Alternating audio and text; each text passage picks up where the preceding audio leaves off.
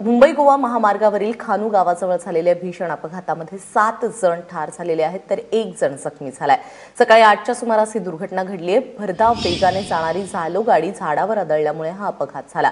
या गाडीमध्ये 8 प्रवासी होते। गाडीतील सर्वच्या सर्व प्रवासी हे मूळ मुंबईचे असल्याचं कळतंय।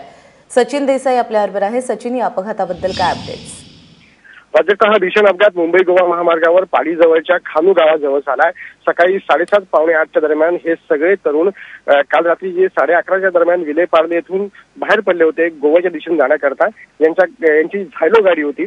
या गाडीच्या चालकाचा ताबा गाडीवरून सुटला आणि खानू गावाजवळ एका आंब्याच्या झाडावरती जाऊन ही गाडी जोरदार आदळली आणि यामध्ये दुर्दैवानं या गाडीतून प्रवास करणारे 7ही तरुणांचा जागीच मृत्यू झालाय। मात्र एक तरुण जो कांबळी नावाचा आहे त्याला वाचवण्यामध्ये यश आलंय। अपघात झाल्यानंतर परिस्थिती अशी होती की गाडी खूप विचित्र पद्धतीने झाडावर आपटल्यामुळे हे सगळे तरुण या गाडीमध्ये अडकून पडले होते। पाली आणि हातकंबा परिसरातील तरुणांनी जाऊन या सगळ्या लोकांना बाहेर काढलं आणि त्यामध्ये फक्त हा कांबळी नावाचा तरुण जिवंत आढळून आला।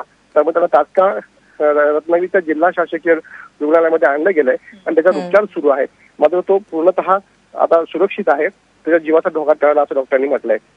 प्राजक्ता, सचिन, धन्यवाद या सगळ्या सविस्तर माहितीबद्दल।